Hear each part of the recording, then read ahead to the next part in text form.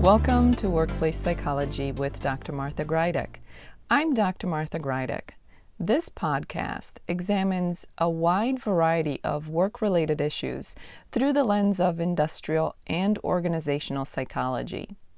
And while many of the topics discussed here may be seen as intended for white-collar employees and their employers, in reality, the ideas presented here are applicable across organizations and industries.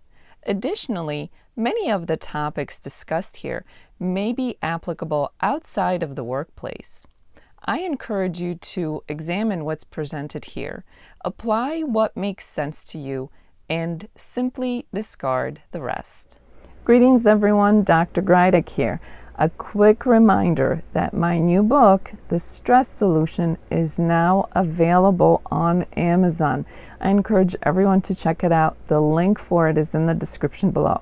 Look, we all have stress. Stress is not something that we can avoid or eliminate altogether. The key to your success when it comes to dealing with stress and its effects, it all comes down to how well you manage the stress in your life, how effective you are with your stress management efforts. This book, The Stress Solution, is all about mastering stress management. It's about learning the types of skills that will be with you for the rest of your life's journey, the types of skills that can be applied throughout your lifetime.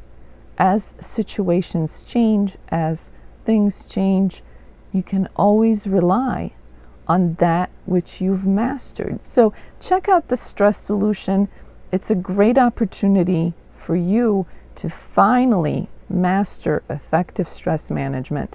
It's great for you. It's a great gift idea. Check out the link below. It's now available on Amazon. I highly recommend that you give it a look. Workplace bullying is an important part of the workplace conversation.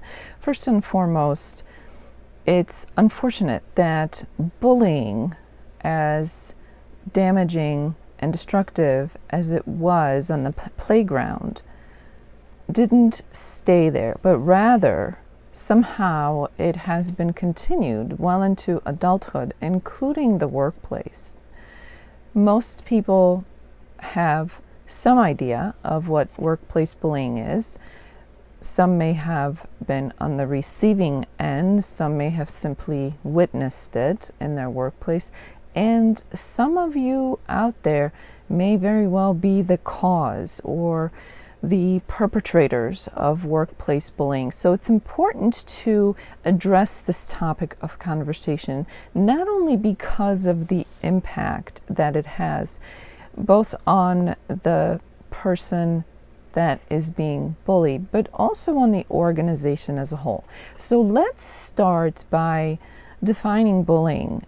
While bullying tends to be fairly obvious and fairly easy to identify on the playground, when it comes to the workplace, it may or may not be that easy to pinpoint. Workplace bullying is, in its simplest form, a type of aggression that is taking place at the workplace. Another way of looking at bullying is that it can be seen as a persistent pattern of abuse or mistreatment. It can happen between coworkers, or it can happen between a supervisor or a manager and his or her subordinate. Workplace bullying can cause physical and or emotional harm. Bullying at work may include a variety of abusive tactics. They may include verbal abuse, nonverbal abuse, psychological and emotional abuse, humiliation, and sometimes even physical abuse. It is no surprise that workplace bullying has an effect on both individuals, those who are being bullied, but also on those who may be witness to such behavior. And of course, it will affect the organization collectively as a whole. As I mentioned earlier, workplace bullying may be less obvious than what maybe we have seen or heard of in terms of bullying on the playground.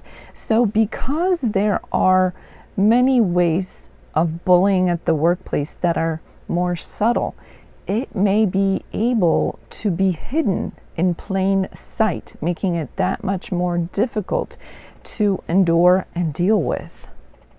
As I already mentioned, bullying can include a wide variety of tactics: physical abuse, emotional abuse, psychological abuse, different forms of humiliation, and of course, cyberbullying. Let's not forget that. Cyberbullying is not in any way limited to childhood or teenage years bullying. It may very well be a tactic at the workplace. What are some specific examples of bullying at the workplace? Behaviors such as berating others or being overly critical, going out of your way to embarrass someone, especially in front of others, whether that's other coworkers or management or customers, clients. Those are some examples of bullying behavior. But things such as ignoring people or minimizing their efforts or their contributions, or excluding them from meetings or activities, may also be seen as bullying at work. These are just a few examples. By no means is this an all-inclusive list. Bullying can be as obvious as abusive behavior that is witnessed by others, or as subtle as dismissing someone's concerns or denying their rights. Things that may be more difficult to pinpoint or argue. Other things such as lying or taking credit for someone's work, that's a form of bullying as well, especially if it's difficult for a person to stand up for themselves or right the wrong. It's no surprise that bullying at the workplace has a far-reaching effect on both the individual employee, but also on the collective workforce and the organization itself. Some of the effects of workplace bullying may include things such as psychological and emotional impact to the point of damage. This in turn may lead to the decline of one's health, both psychologically and physically. Workplace bullying will definitely increase stress at the workplace. And again, not just for the person on the receiving end of the abuse, but also many times for those who witness it. Other effects of workplace bullying may include decreased productivity, decreased motivation, and decreased morale. Workplace bullying may also lead to a change in the work environment, and then eventually may even affect the workplace or the organization's culture. It's no surprise that findings reveal that workplace bullying also impacts organizational citizenship behaviors. One doesn't need to go very far to see how damaging workplace bullying can be.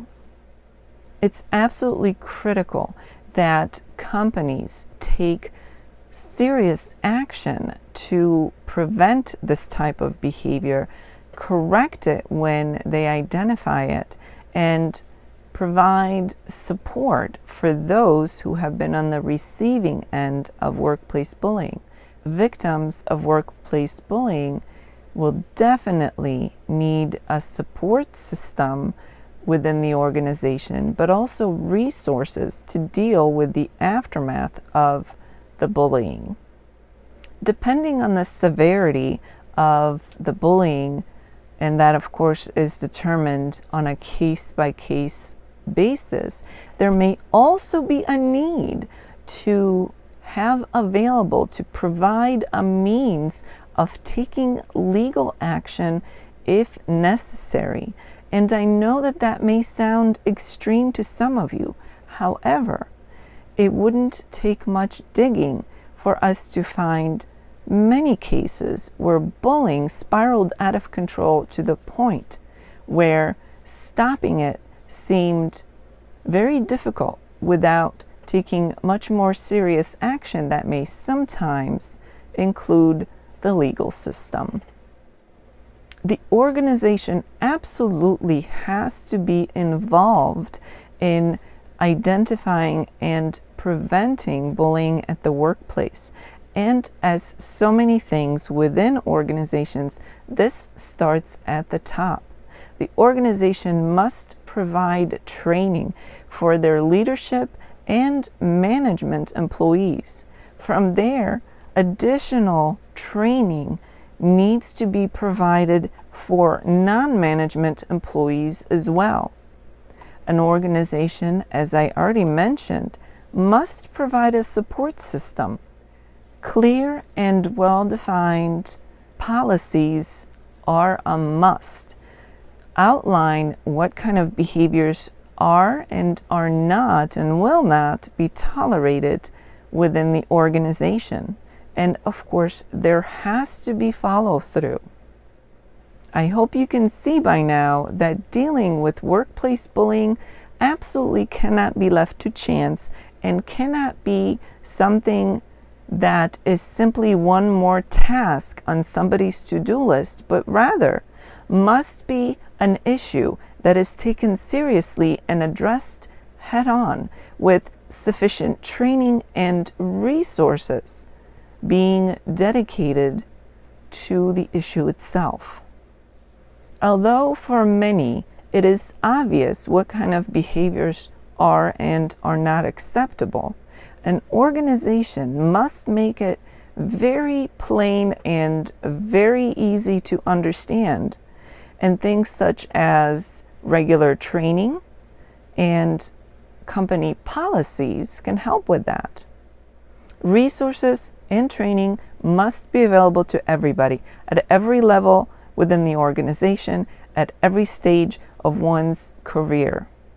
Nothing should be assumed and left to chance. It is most unfortunate when workplace bullying is brought into light by a tragic and most unfortunate situation that happens within an organization, things that make the news. It makes so much more sense for an organization to be proactive rather than have to react to a tragedy. And while to some workplace bullying may sound like the stuff of kids' play, this goes far beyond what some may consider to be playground tactics. Workplace bullying is a serious issue, and it can be detrimental and damaging to the organization and its employees. Many organizations already make a point of creating a healthy work environment, but let's not forget that a healthy work environment includes many variables and many areas of the workplace experience. Let's make sure that workplace bullying doesn't slip through the cracks. Whether you're in management or non-management, whether you are witnessing or on the receiving end of bullying, it's critical to speak up and put a stop to this problem. As this episode comes to an end, let's review what was discussed.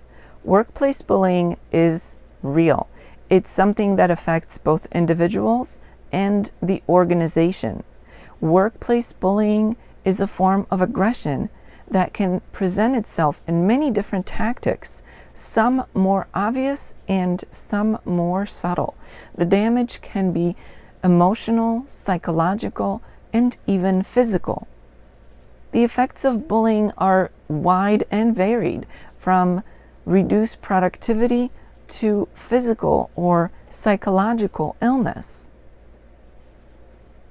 It's in everybody's best interest to be involved and engaged in changing the workplace from one where bullying exists to one where bullying has no place. It's critical for an organization to be proactive rather than simply waiting for something tragic to happen before they react to an awful situation.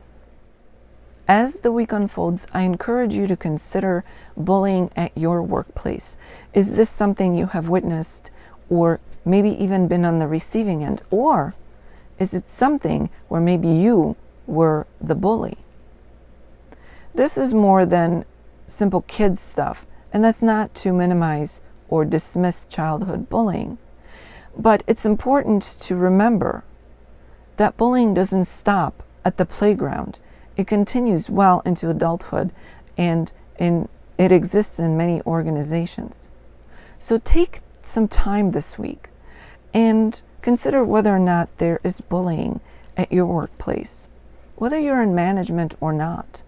Everybody has the responsibility and the opportunity to speak up. The organization has the responsibility of addressing this issue.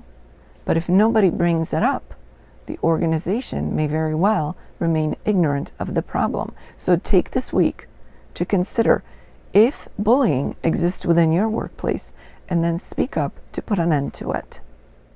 For those of you who experience this podcast in an audio-only version, I encourage you to check out my YouTube channel, Stress Free with Dr. G, where you can find the video version of the podcast. In addition to the podcast videos, you can also find videos that focus on stress management. So check out Stress Free with Dr. G on YouTube. The link for that is in the description below. Thank you for joining me today. Please subscribe to this podcast.